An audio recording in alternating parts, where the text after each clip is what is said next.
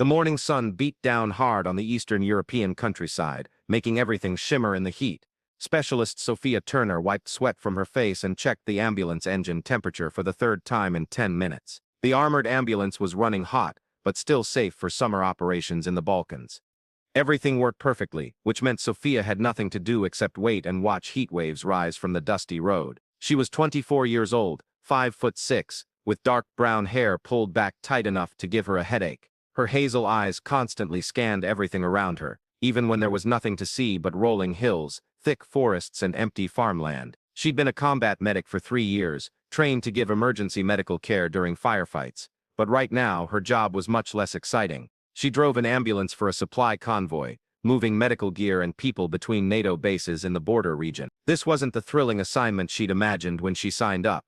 No dramatic rescues, no life-saving medical procedures, just driving an ambulance through endless countryside while more experienced medics handled any real injuries. The closest she'd come to action in 4 months was wrapping a twisted ankle and bandaging a mechanic's cut hand. Her ambulance sat fourth in a line of 7 vehicles. 3 supply trucks rolled ahead of her, 2 more behind, and a Humvee with a big machine gun protected the front and back. Standard setup for moving through territory where rebel fighters might appear but probably wouldn't. The convoy had stopped for scheduled maintenance at a small fuel point about 40 kilometers from their destination. Security teams checked the area. Drivers inspected their vehicle. The 2 medics assigned to Sophia's ambulance, Sergeant Mark Chen and Corporal Jessica Rodriguez, had walked over to the small building to refill water bottles and use the bathroom. That left Sophia alone with the ambulance, sitting in the driver's seat with the door open, trying to catch any breeze in this awful heat and feeling bored enough to question her career path. She'd joined the army to make a real difference,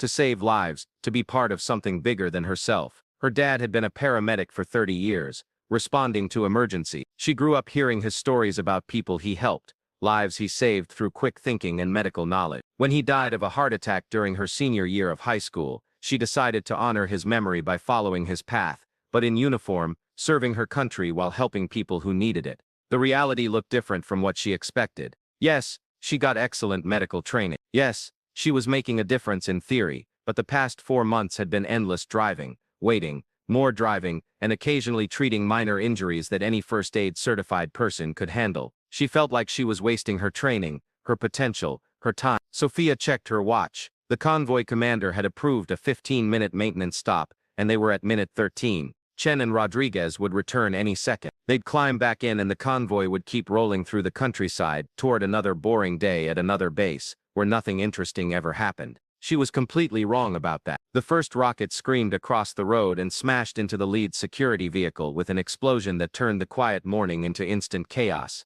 Sophia's training kicked in before her mind finished processing what happened. She threw herself out of the driver's seat onto the ground on the opposite side from the explosion, using the vehicle's armor for protection while her brain caught up.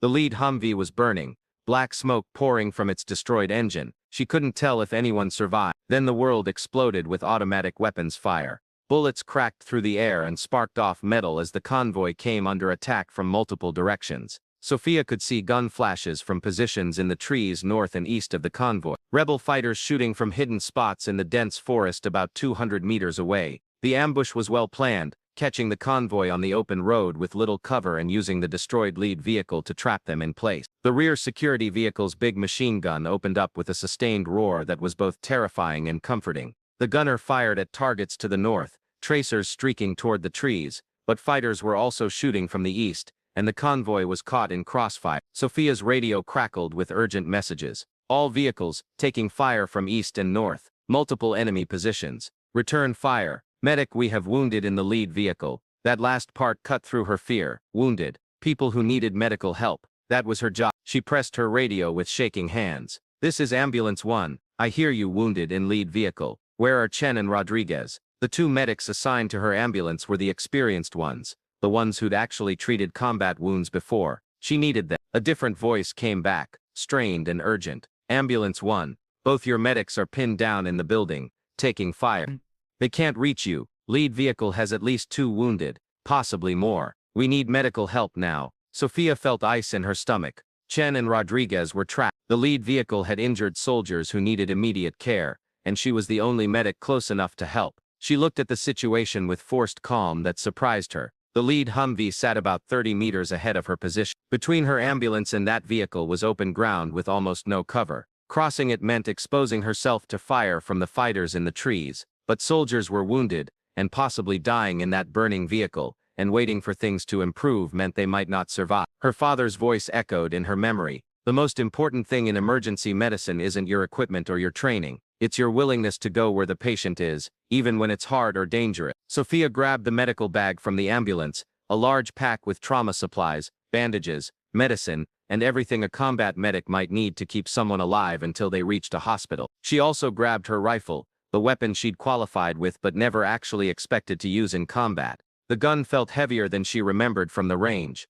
She took 3 deep breaths, trying to calm her racing heart, then pressed her radio. "All stations, this is Ambulance 1. I'm moving to treat wounded in the lead vehicle. I need covering fire." The convoy commander's voice came back immediately. "Ambulance 1, negative. You'll be exposed to enemy fire. Wait for." Sophia didn't wait for him to finish. She'd already made her choice. She broke from cover and ran toward the burning Humvee, the medical bag bouncing against her back, her rifle in one hand. The distance was only 30 meters, but it felt like miles as bullets cracked through the air around her. She heard rounds hitting the dirt road near her feet, heard the distinctive snap of bullets passing close enough to feel the pressure. She reached the lead vehicle and threw herself behind it, using the bulk of the disabled Humvee for cover. Her heart pounded so hard she could hear it over the gunfire. She'd just run through enemy fire and somehow hadn't been hit. That realization came with a surge of energy that made her hands shake. "Medic here," she shouted, announcing herself to whoever was inside the vehicle.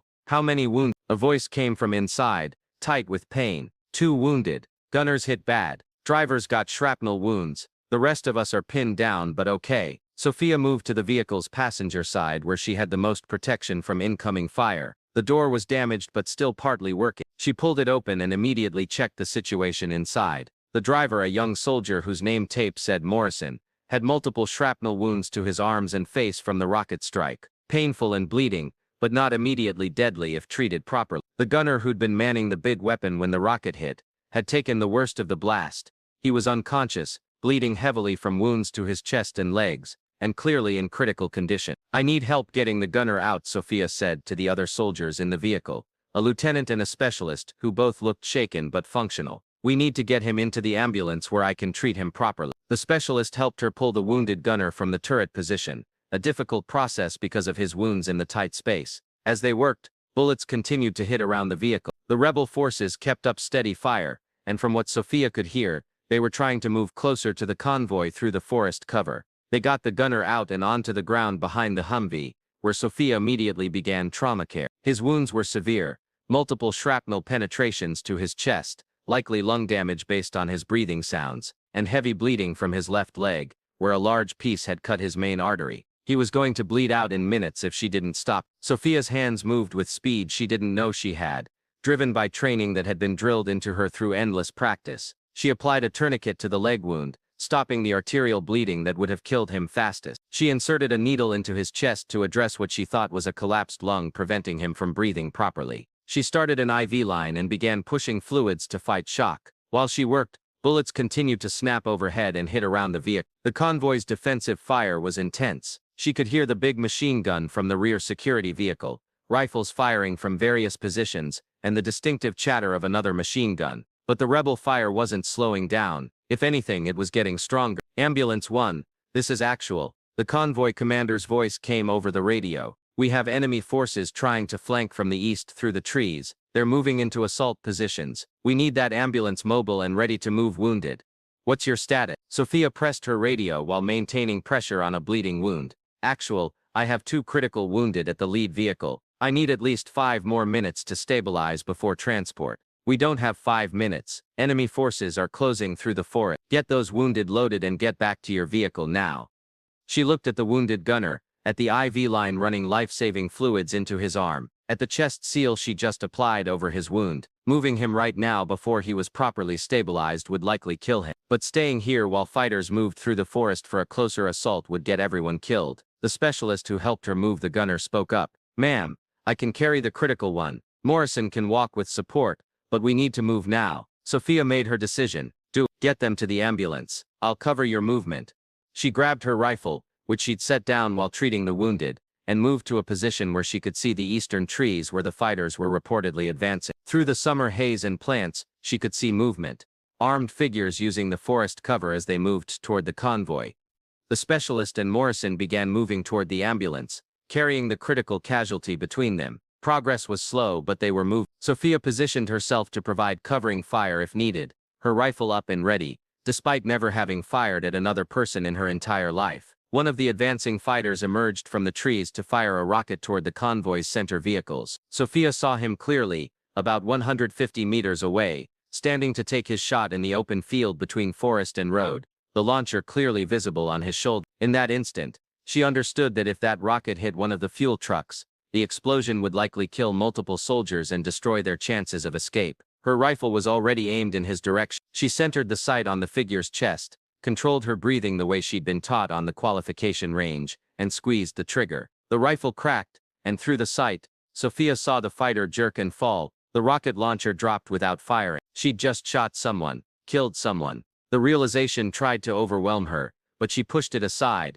There would be time to process that later. Right now there were more threats and more wounded soldiers who needed her help. She fired at two more fighters who were trying to move across the open ground between forest and convoy, shooting controlled pairs at distances she'd never practiced on any training range. She didn't know if she hit them, but they stopped advancing and pulled back into the forest. Sometimes keeping the enemy's heads down was as valuable as hitting them. The specialist and Morrison reached the ambulance with their casualty. Sophia made a fighting withdrawal back to her vehicle, firing at positions where she saw gun flashes or movement in the tree, using whatever cover was available. Bullets cracked around her, kicking up dirt from the road and sparking off metal, but somehow she reached the ambulance without being hit. She dove into the back of the vehicle where her wounded were already being loaded. The critical gunner was unconscious but still alive. Her trauma treatment had kept him that way. Morrison was wounded but functional. The specialist who helped carry them was climbing into the driver's seat because Sophia needed to be in back treating wounded.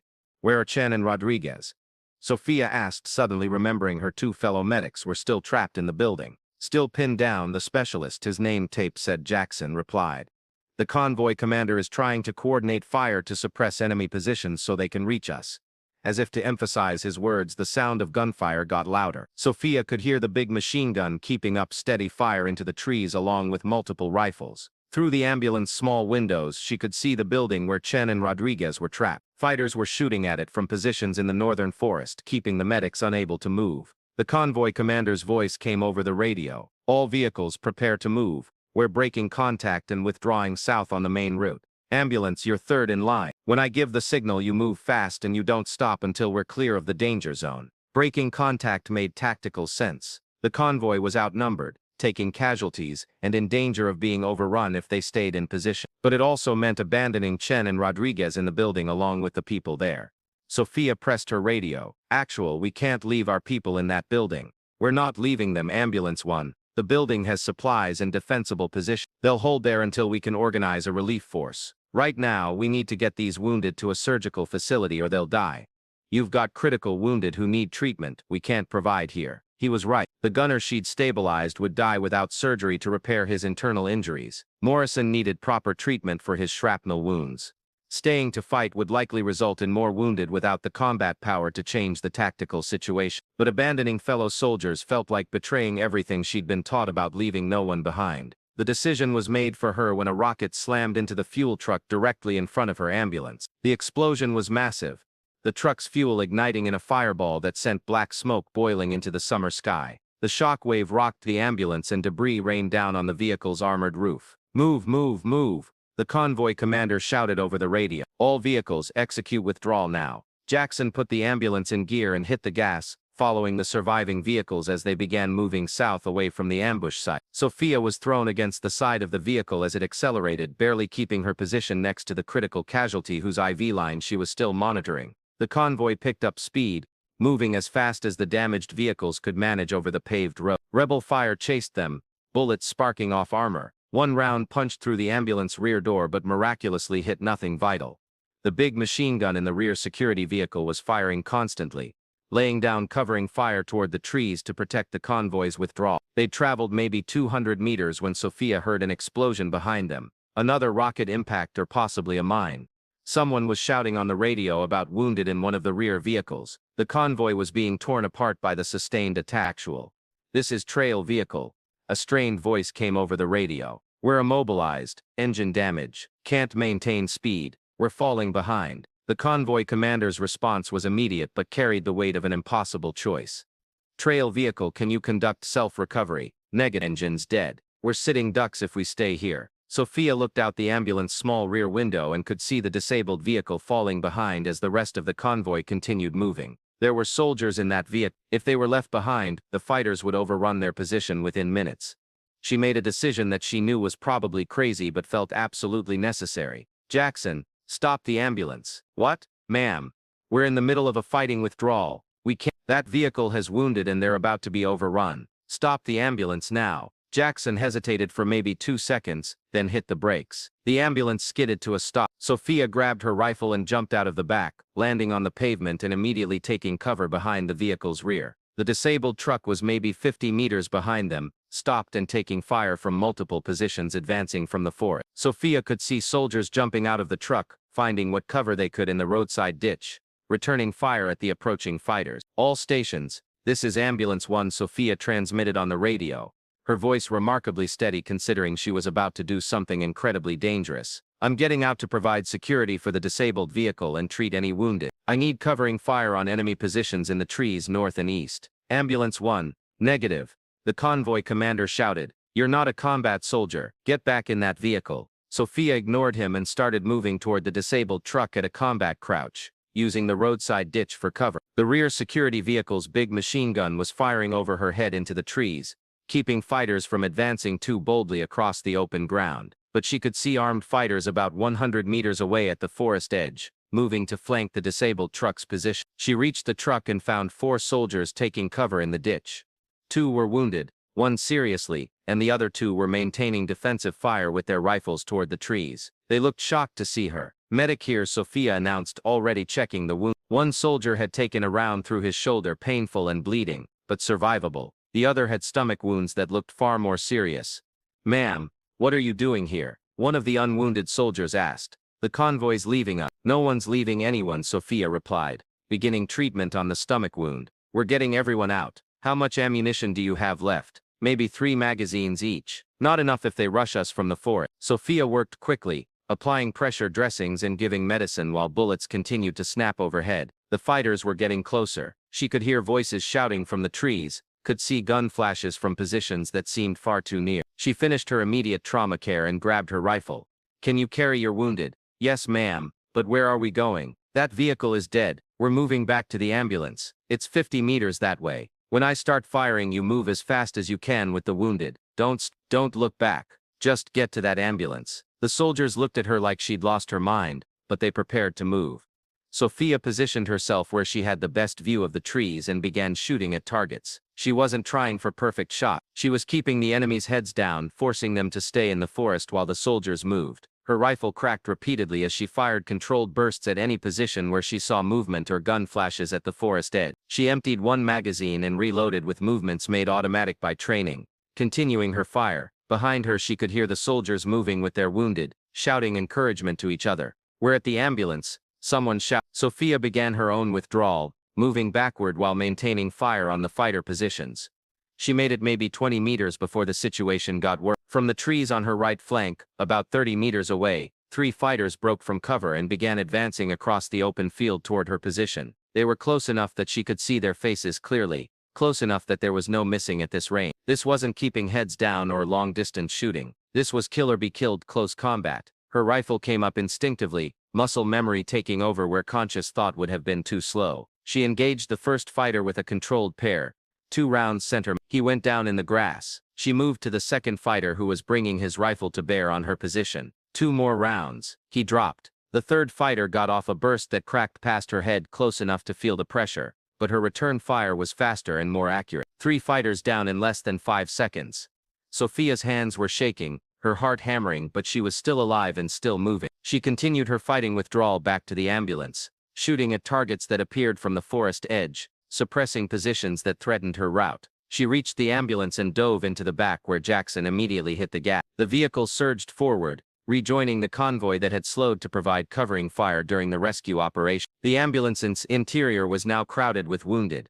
The original critical gunner she'd stabilized, Morrison with his shrapnel wounds, and the two new wounded from the disabled truck. Sophia moved between them, checking vitals, adjusting IV lines, applying fresh dressings where needed. Her hands were covered in blood, her uniform was soaked with sweat, and she was running on pure energy. The convoy continued south at maximum speed, putting distance between themselves and the ambush site. The fighter fire gradually faded as they moved out of effective range, and the forest gave way to more open terrain. After what felt like hours but was probably only 20 minutes, they reached a secured NATO checkpoint where a quick reaction force had moved out to provide support. Medical personnel rushed to the ambulance when it stopped, taking charge of the wounded Sophia had kept alive through the running fight. She climbed out of the vehicle on legs that felt like rubber, her rifle still in her hands, and stood in the summer heat, trying to process what had just happened. A colonel approached her, the convoy commander who'd been giving orders over the radio. He looked at her with an expression she couldn't quite read. Specialist Turner,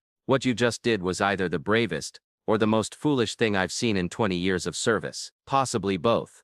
Sophia didn't have the energy to respond appropriately to a senior officer. Are my wounded going to make it, sir? The doctors think so, thanks to your trauma treatment and your refusal to leave anyone behind. That gunner from the lead vehicle would have died if you hadn't reached him when you did. The soldiers from the disabled truck would have been captured or killed if you hadn't gone back for them. He paused, then continued. But you're not a combat soldier, specialist. You're a medic. What you did, shooting enemy fighters, conducting a solo rescue operation, holding off an advancing force, that's not your job. With respect, sir, my job is to save lives. Sometimes that requires more than just bandages and IV lines. The colonel studied her for a long moment, then nodded slowly. You're absolutely right, dismissed specialist. Get yourself checked out by the medics. Get some water and try to decompress. You've earned it. Sophia walked toward the medical aid station on legs that wanted to collapse.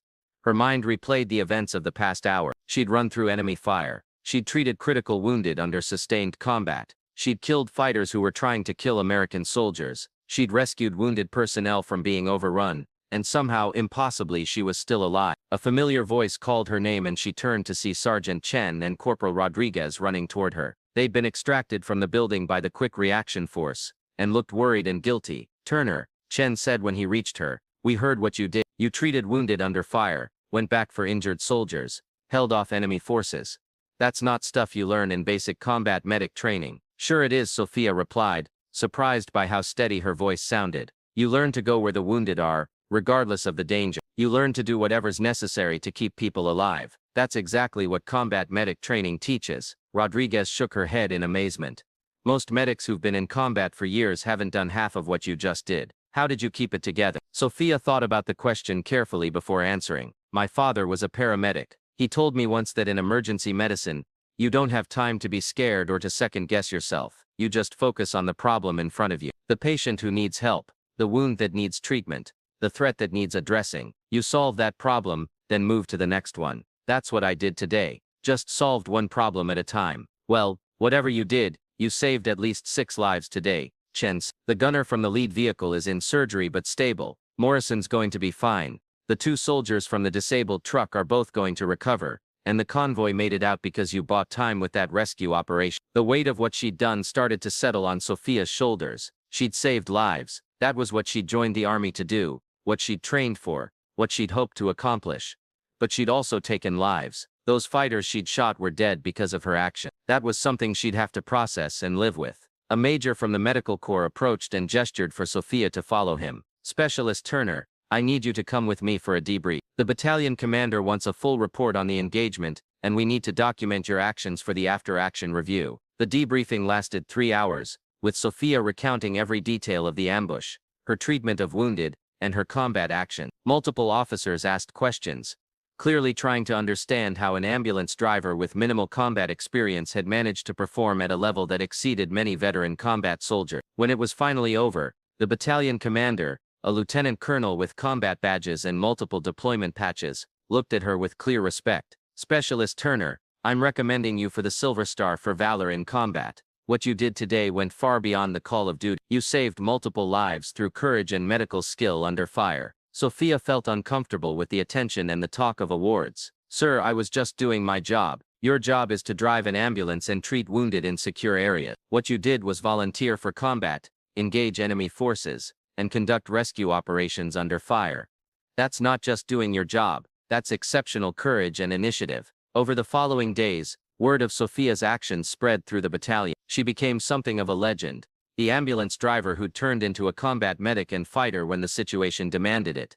Soldiers she'd never met would stop her to shake her hand or thank her for what she'd done. The wounded she'd treated all survived their injuries and returned to duty or were sent home for further treatment. The gunner from the lead vehicle sent her a message saying she'd saved his life and that he'd be forever grateful. The soldiers from the disabled truck visited her to express their thanks for coming back when the convoy was withdrawing. Chen and Rodriguez, who'd felt guilty about being trapped in the building while Sophia handled everything alone, began treating her with a level of respect that bordered on awe. They started asking her for advice on trauma treatment, recognizing that her experience under fire had taught her things that training alone couldn't convey. 3 weeks after the ambush, Sophia was reassigned from ambulance driving to a forward surgical team, where her combat medical experience could be better used. She was also promoted to sergeant and given additional medical training to expand her skills. But the most significant change wasn't in her assignment or rank.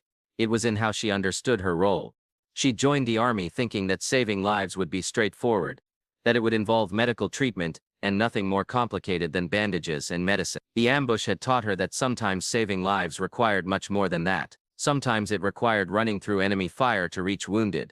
Sometimes it required fighting back against people trying to kill your patient. Sometimes it required making impossible choices about who to help first and how to help them. Sometimes it required becoming something more than just a medic, becoming a protector, a fighter, a leader who refused to abandon anyone who needed help. 6 months later, Sergeant Sophia Turner was treating wounded in a forward surgical facility when a young specialist was brought in with critical injuries. The soldier was frightened, in pain, and convinced he was going to die. Sophia worked on him with practiced skill, her hands steady, her voice calm, talking him through the treatment while stabilizing his injuries. "Am I going to make it, Sergeant?" the soldier asked, fear clear in his voice. Sophia looked him in the eye and spoke with absolute conviction. "Yes, you're going to make it. I've got you. You're going to be fine." And he was. Because Sophia Turner had learned something important during that ambush on the Eastern European road. That saving lives wasn't just about medical training or technical skill. It was about refusing to give up, refusing to leave anyone behind,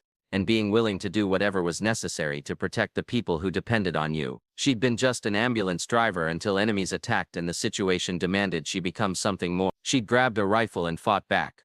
She'd treated critical wounded under fire. She'd refused to leave injured soldiers behind. She'd done things she never imagined she'd have to do, discovered abilities she didn't know she possessed, and learned that sometimes the most important medical treatment you can provide is simply refusing to let your patients die. Her father would have been proud. And Sophia Turner, former ambulance driver turned combat medic, finally understood what he'd meant when he said that the most important thing in emergency medicine was the willingness to go where the patients were, even when it was hard or dangerous. Especially when it was hard or dangerous, because that's when they needed you most.